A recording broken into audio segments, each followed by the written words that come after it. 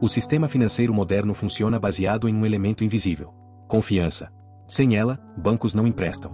Empresas não investem. Pessoas não depositam seu dinheiro. Recentemente, no Brasil, o caso envolvendo o Banco Master reacendeu debates sobre regulação, risco e transparência. O episódio trouxe à tona preocupações antigas. Até onde vai a responsabilidade das instituições financeiras? Quem fiscaliza os fiscalizadores? E o que acontece quando o risco é subestimado? Crises financeiras não surgem do nada. Elas são construídas lentamente. Em relatórios difíceis de interpretar. Em estruturas societárias complexas. Em decisões tomadas a portas fechadas. Ao longo da história, escândalos bilionários expuseram falhas sistêmicas. Alguns derrubaram bancos centenários. Outros provocaram crises globais. Alguns mudaram leis. Outros mudaram governos. Hoje você vai mergulhar em 5 casos emblemáticos. 5 histórias que revelam como o sistema financeiro pode ser frágil. E como erros, ou fraudes, podem desencadear terremotos econômicos. No final da década de 1990, a Enron era símbolo do capitalismo moderno. Sua ascensão foi meteórica. Originalmente uma empresa de distribuição de gás natural, ela se reinventou como uma gigante de trading de energia. Mas foi além. Passou a negociar contratos futuros, derivativos de energia, e até banda larga. Era apresentada como uma empresa de tecnologia financeira. Inovadora, sofisticada, visionária. Seus executivos eram tratados como estrelas do mercado. Jeffrey Skilling defendia um modelo agressivo de avaliação de desempenho. Funcionários eram constantemente classificados. Os de pior desempenho eram demitidos. A cultura interna era competitiva ao extremo. Já Kenneth Lay mantinha relações políticas em Washington. A empresa tinha forte influência regulatória. Mas por trás do brilho, havia um problema estrutural. A Enron utilizava o chamado Mark-to-Market Accounting. Isso permitia registrar como lucro imediato ganhos estimados de contratos futuros. Mesmo que o dinheiro nunca chegasse. Se um contrato projetava lucro em 20 anos, o valor era contabilizado no presente. Além disso, a empresa criava centenas de SPS, entidades de propósito específico. Essas estruturas serviam para esconder dívidas. Transferiam prejuízos para fora do balanço oficial. Assim, a empresa parecia saudável. Investidores viam crescimento constante. Analistas elogiavam. A mídia celebrava. Mas a realidade era diferente. Em 2001, jornalistas começaram a questionar inconsistências. A Comissão de Valores Mobiliários dos Estados Unidos iniciou investigações. O mercado reagiu. As ações despencaram. Em poucos meses, o valor de mercado evaporou. Mais de 20 mil funcionários perderam seus empregos. Planos de aposentadoria vinculados às ações foram destruídos. A empresa declarou falência. Foi um choque nacional. A credibilidade do mercado americano foi abalada. A auditoria da empresa era feita pela Arthur Andersen, uma das maiores do mundo. Descobriu-se que documentos haviam sido destruídos. A Arthur Andersen também colapsou. O Congresso dos Estados Unidos reagiu. Criou a Lei Sarbanes-Oxley. A nova legislação aumentou exigências de governança. Executivos passaram a responder criminalmente por fraudes contábeis. Skilling foi condenado a mais de 20 anos de prisão. Kenneth Lay morreu antes da sentença definitiva. O caso Enron tornou-se símbolo de fraude corporativa. E mostrou como inovação financeira pode ser usada para mascarar riscos. Foi um alerta global. Nem sempre crescimento acelerado significa solidez. Durante décadas, Bernard Madoff construiu uma reputação quase inquestionável em Wall Street. Ele não era apenas um gestor de investimentos. Era parte da elite financeira americana. Sua empresa, Bernard L. Madoff Investment Securities, operava também como formadora de mercado. Ele ajudou a modernizar sistemas eletrônicos de negociação. Participou ativamente do desenvolvimento da bolsa eletrônica que viria a se tornar a Nasdaq. Essa posição institucional lhe dava credibilidade. Ele parecia estar no centro do sistema. Isso reduzia suspeitas.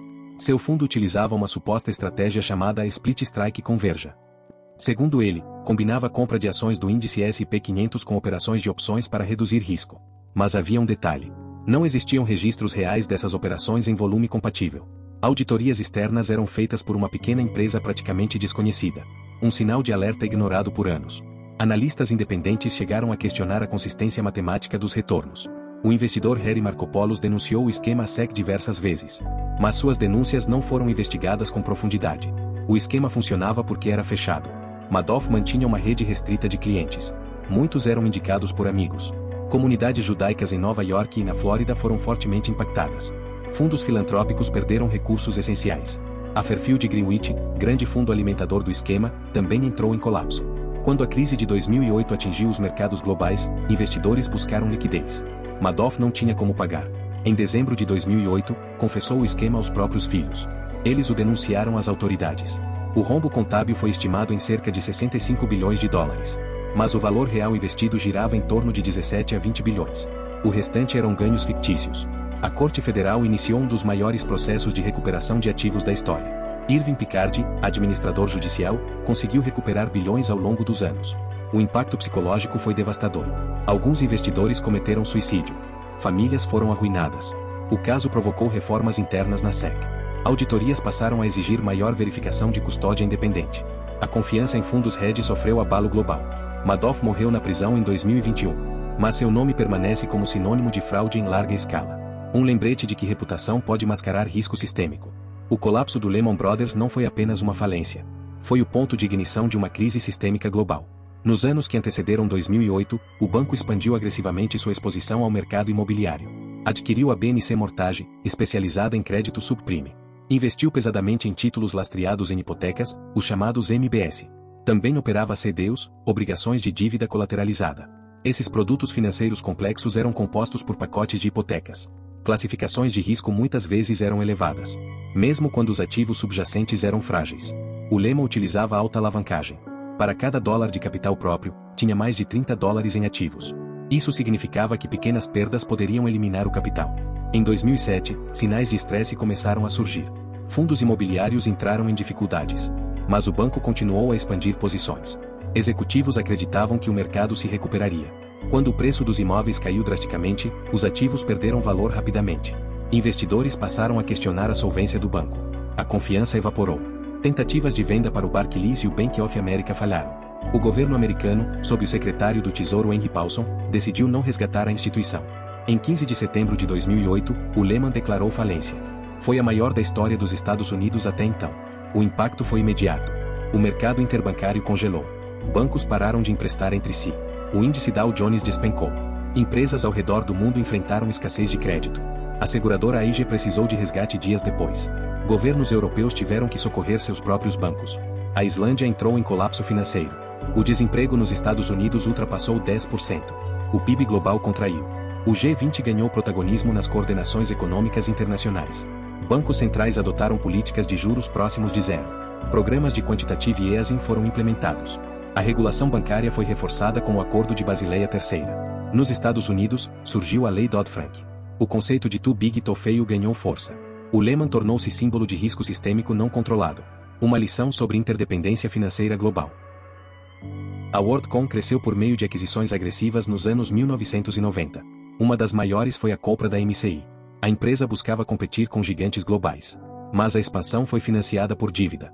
Quando a bolha da internet começou a estourar em 2000, receitas desaceleraram. O mercado exigia crescimento contínuo. Executivos temiam queda no preço das ações. O CFO Scott Sullivan liderou manobras contábeis. Despesas de linha telefônica foram reclassificadas como ativos de capital. Isso reduzia artificialmente custos no curto prazo. Inflava lucros. Auditorias internas começaram a desconfiar. A vice-presidente Cynthia Cooper liderou investigação interna sigilosa. Descobriu irregularidades bilionárias. Em 2002, o escândalo veio à tona. O valor da fraude superou 11 bilhões de dólares. Foi a maior fraude contábil até aquele momento. As ações tornaram-se praticamente sem valor. Investidores institucionais sofreram perdas gigantescas. A empresa declarou falência. O CEO Bernard Ebbers foi condenado. Recebeu pena de 25 anos. O caso reforçou mudanças iniciadas após a Enron. Controles internos passaram a ser mais rigorosos. Conselhos administrativos ganharam mais responsabilidade. Auditorias tornaram-se mais independentes. A WorldCom emergiu depois como MCI, antes de ser adquirida pela Verizon. Mas o escândalo marcou profundamente o setor corporativo americano.